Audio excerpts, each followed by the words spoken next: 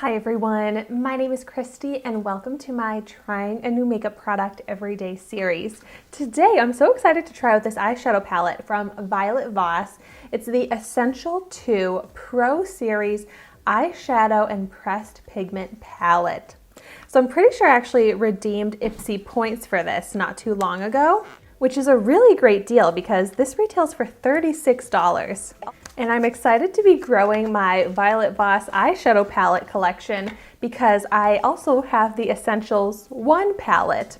But so let's check this out. Oh, this palette is so pretty, and I love that you can do like pops of color, really fun, bold eyeshadow looks with this, or you could do very casual, neutral, subtle looks as well. And so I'm a little bit torn on what I want to do. I'm of course really drawn to the colors, but I'm going to see if I can kind of mix the two. I also love that there's the mirror here. You might have heard Dexter whining to make an appearance. And so first things first, I'm going to go ahead and swatch some of the shades. So, oh my gosh, I definitely need to swatch these colorful shades. Oh, then let's swatch this matte. It's glitter. I think I see 4 mattes and maybe like a glitter and then some metallics. Oh my gosh, that blue is so pigmented and beautiful. And like an electric purple. And then like a neon, kind of like holographic purple. Wow. But these matte shades are very impressive. Let's see the glitter. Oh, that's beautiful as well. I mean, the shades that I swatched on my hand actually look so beautiful together. And wow, these are very pigmented. I can tell because I have so much color left on my fingers after swatching them still. Here you can see what those swatches look like. I am very impressed by every shade.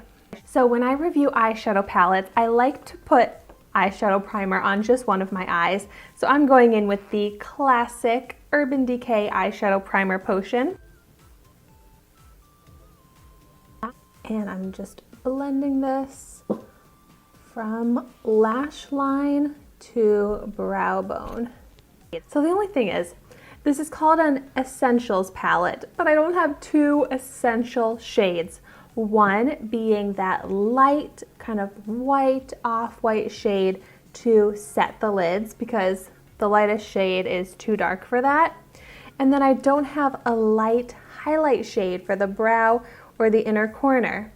Like the rose gold, I swatched it, could maybe work. I think it's gonna be maybe a little bit too dark, but I'm just gonna go for it. So I am gonna pick up with my finger that rose gold kind of glittery shade, which is so pretty.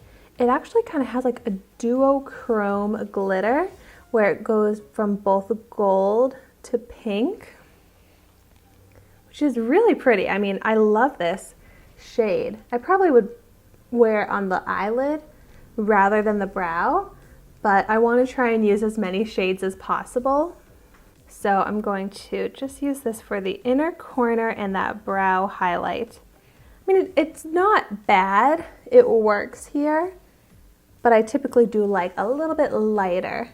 But now I do have some good transition shade options. So to start, I'm going to take this matte beige shade onto a fluffy brush, and I'm going to blend this from the crease up to the brow bone in the transition area. This is a good transition shade. It seems to blend easily. I don't think it's not pigmented, but I also just kind of think it is a bit of a lighter shade, so it doesn't do too much as far as adding color. And now for the crease shade, I guess I just got to go into this darkest brown. I feel like here's another space where I kind of need like a medium brown. I have 2 really light browns, but then I need that like crease shade because then I also like to use a dark shade in the outer corner which I typically would take that dark brown in the outer corner, but let's see if I can just, that's a lot of kickback, but lightly blend it into the crease.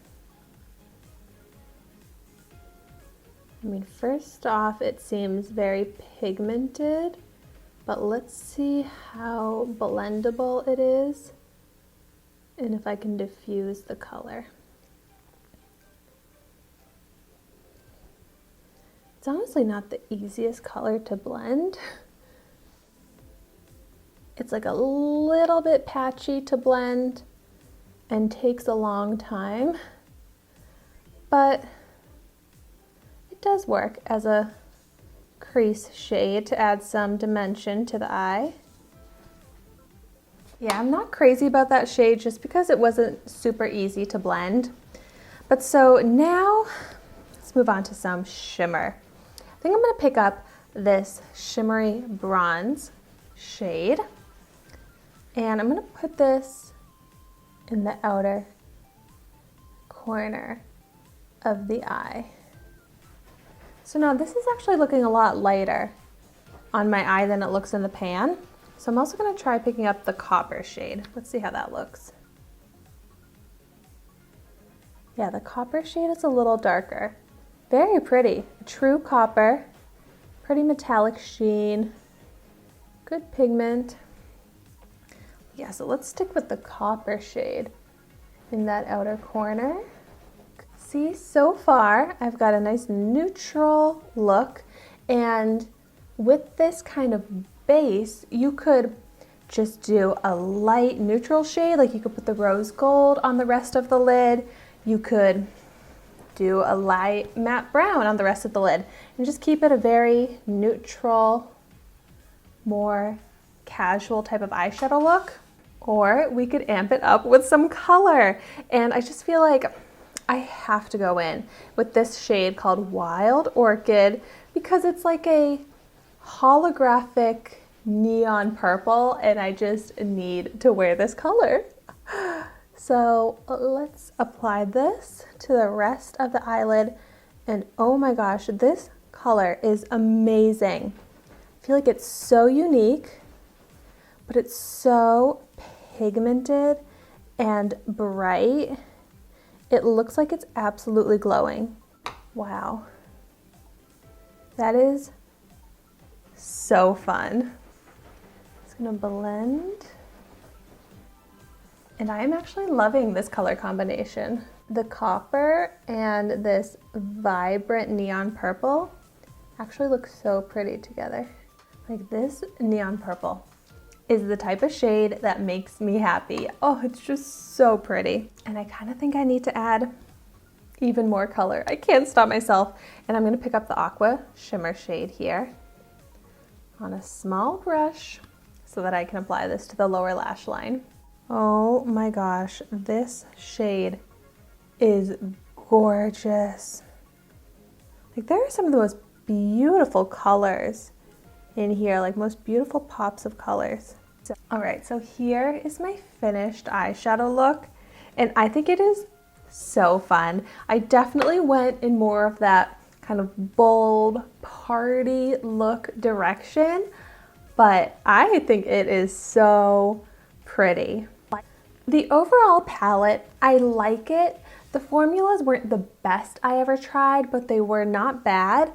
And the range of colors in here, I like it, but I do feel like it's missing a couple shades to be considered essentials. So I just feel like they shouldn't call it an essentials palette if it's not actually the essential shades.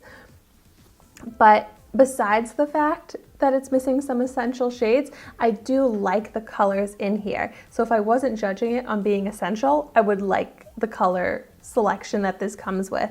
Because in the end, I was able to do a complete eyeshadow look with using just this one palette. But I do love that there's such a range of looks that you can do with this palette. So if you have this palette, let me know in the comments down below what types of color combinations, what types of looks you do with it, and what your thoughts are on this palette.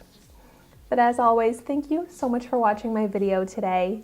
Be sure to like, comment, and subscribe to my channel so you can see the makeup that I try every day. and I will see you tomorrow in my next video.